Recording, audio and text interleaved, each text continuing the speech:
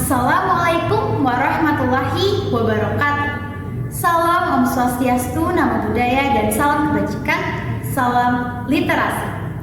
Yang terhormat Bapak Ibu Dewan Juri, yang saya hormati segenap panitia penyelenggara lomba serta generasi muda Indonesia yang saya banggakan.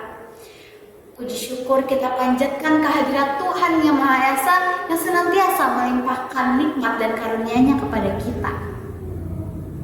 Bayangkan sejenak saudara, sebuah negeri yang kaya akan budaya dan sumber daya alam, namun terhalang kemajuannya oleh satu hal yang sering kali kita remehkan, yaitu literasi. Menurut data UNESCO, lebih dari 25% penduduk dewasa di Indonesia masih mengalami kesulitan dalam membaca dan menulis. Sebuah ironi yang menyedihkan di era informasi saat ini. Dari sinilah kita perlu bertanya pada diri sendiri, bagaimana bisa kita membangun bangsa yang kuat dan berdaya saing jika fondasi pendidikan dasar masih begitu rapuh? Oleh karena itu, pada kesempatan kali ini, perkenankan saya, Masya Kirana Alfiana Putri, siswi dari SMK Saradan Kabupaten Bogor, untuk menyampaikan pidato mengenai isu yang sangat penting, yaitu rendahnya tingkat literasi di Indonesia. Literasi bukan hanya sekedar kemampuan membaca dan menulis. Menurut Elizabeth Zubby tahun 1986, literasi adalah kemampuan berbahasa yang dimiliki seseorang dalam berkomunikasi, mencakup hal membaca, berbicara, menyimak, dan menulis dengan cara berbeda sesuai dengan tujuannya. Literasi adalah jendela dunia, kunci pembuka segala pintu pengetahuan dan kemajuan. Tanpa adanya literasi yang memadai, bagaimana bisa generasi muda kita bermimpi besar? Bagaimana cara mewujudkannya? Maka dari itu, mari kita bahas beberapa solusi yang dapat kita terapkan bersama untuk meningkatkan literasi di Indonesia. Pertama, menumbuhkan minat baca dan daya baca generasi muda. Minat baca generasi muda di Indonesia saat ini cukup tinggi. Tapi, apa yang mereka baca? Tentunya baca WhatsApp, utas di Twitter, atau cerita-cerita TikTok dan media sosial lainnya. Namun justru daya baca generasi muda di Indonesia saat ini masih kurang. Menurut survei, hanya 1 dari 1.000 anak di Indonesia yang gemar membaca buku non-pelajaran. Apakah saudara tahu apa perbedaan antara minat baca dan daya baca? Minat baca yang tinggi tanpa daya baca yang memadai bisa membuat seseorang gemar membaca tetapi kurang efektif dalam memahami dan menerapkan informasi. Sebaliknya, daya baca tanpa minat baca yang tinggi bisa membuat kemampuan literasi seseorang menjadi tidak optimal karena kurangnya motivasi untuk membaca secara rutin.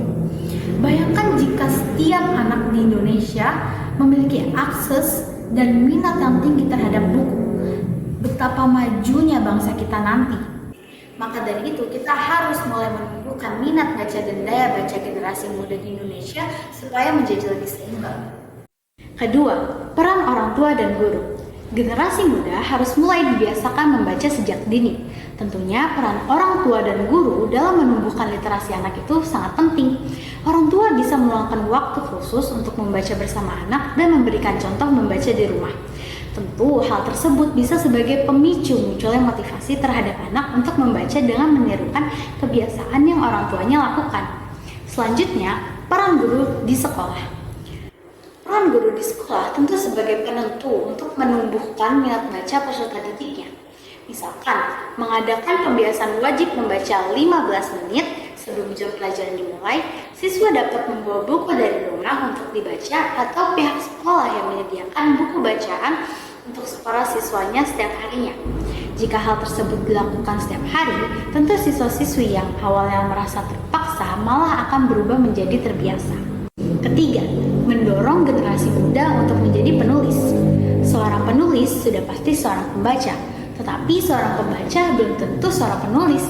Kita dapat menumbuhkan imajinasi dan kreativitas generasi muda dengan cara menjadi seorang penulis.